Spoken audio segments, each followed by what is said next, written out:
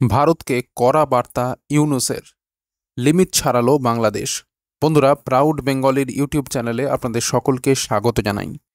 ভারতের পূর্ব প্রান্তের প্রতিবেশী বাংলাদেশ এখন এক অদ্ভুত সময়ের মধ্য দিয়ে যাচ্ছে। সেখানে ছাত্র বিক্ষোভের ফলে হাসিনা সরকারের পতন হয়েছে, আর অন্তর্বর্তী সরকারের হয়ে দেশ চালাচ্ছেন নোবেলজয়ী মোহাম্মদ ইউনূস। দেশটি অস্থির অবস্থায় রয়েছে।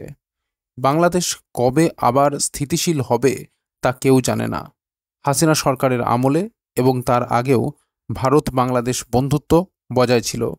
1971-এর মুক্তিযুদ্ধে ভারতের অবদান এখনও অনেকেই মনে রেখেছে। তবে এবারে ছাত্র বিক্ষোভে যেভাবে 71-এর মুক্তিযুদ্ধ সংক্রান্ত বিষয়ে বাংলাদেশের জনগণ যেরকম আচরণ করেছে তা চিন্তায় ফেলেছে বিশ্বকে। বাংলাদেশে কি অরাজক অবস্থা শুরু হয়েছে? বাংলাদেশে গণ অভ্যুত্থানের পিছনে কি হাত আছে অন্য কোনো দেশের? বাংলাদেশের ভবিষ্যৎ কি অন্ধকার? এমন অনেক প্রশ্ন ঘুরপাক খাচ্ছে বিশেষজ্ঞদের মনে। এমত অবস্থায় ভারতকে কড়া বার্তা দিল ইউনূস, লিমিট ছাড়ালো বাংলাদেশ। বন্ধুরা, পুরো খবরটি আপনাদের বিস্তারিতভাবে জানাবো। তার আগে ভিডিওটিকে লাইক করে রাখুন এবং চ্যানেলটিকে সাবস্ক্রাইব করে রাখুন এই ধরনের গুরুত্বপূর্ণ খবরাখবর সবার আগে পাওয়ার জন্য। আর বন্ধুরা, সকলেই কমেন্ট বক্সে অবশ্যই লিখে জানান, বাংলাদেশ আর ভুটানের মধ্যে ভারতের সবচেয়ে ভালো বন্ধু আপনি কাকে মনে করেন? লিখে জানান কমেন্ট বক্সে। তো বন্ধুরা, চলুন এবার পুরো খবরটি বিস্তারিতভাবে এবং গভীরে জেনে নেওয়া যাক। নোবেল বিজয়ী অর্থনীতিবিদ ডাক্তার মোহাম্মদ ইউনূস ভারতের প্রতি একটি সুস্পষ্ট বার্তা দিয়েছেন। তিনি বলেছেন, যদি ভারত সাবেক প্রধানমন্ত্রী শেখ হাসিনাকে রাখার সিদ্ধান্ত নেয়, তাহলে শর্ত হচ্ছে তিনি রাজনৈতিক মন্তব্য থেকে বিরত থাকবেন। তিনি আরও বলেন, হাসিনার ভারতে অবস্থান এবং সেখানে বসে রাজনৈতিক বক্তব্য রাখা বাংলাদেশ ও ভারতের জন্য অস্বস্তিকর হতে পারে। ইউনূস জানান, শেখ হাসিনার অবস্থান বাংলাদেশ ও ভারতের সম্পর্কের ওপর নেতিবাচক প্রভাব ফেলতে পারে। হাসিনা ঢাকায় শিক্ষার্থীদের সহিংস আন্দোলনের পর দেশত্যাগ করতে বাধ্য হন।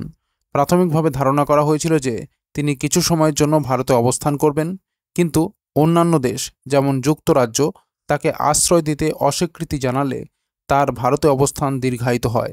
বাংলাদেশে তার এবং তার সাবেক মন্ত্রিসভার সদস্যদের বিরুদ্ধে তার মামলা দায়ের করা হয়েছে। ইউনূসের মতে, বাংলাদেশ ভারতের সঙ্গে সুসম্পর্ক বজায় রাখতে চায়, তবে ভারতকে আওয়ামী লীগ ব্যতীত অন্যান্য রাজনৈতিক দলকে ইসলামপন্থী হিসাবে চিত্রিত করার প্রচলিত ধারণা থেকে বেরিয়ে আসতে হবে। তিনি জোর দিয়ে বলেন, শেখ হাসিনার বিরুদ্ধে বাংলাদেশে বিচার হওয়া উচিত এবং তিনি যেসব অপরাধ করেছেন তার জন্য জনগণের সামনে তাকে জবাবদিহি করতে হবে। ইউনূস আরও বলেন, হাসিনার নির্বাসিত অবস্থায় বসে রাজনৈতিক মন্তব্য করা উভয় দেশের জন্য সমস্যার কারণ। ইউনূসের মন্তব্যের পর বিএনপির মহাসচিব মির্জা ফখরুল ইসলাম আলমগীরও বলেছেন যে ভারত ও বাংলাদেশের সম্পর্কের উন্নয়নের জন্য হাসিনার প্রত্যার্পণ গুরুত্বপূর্ণ।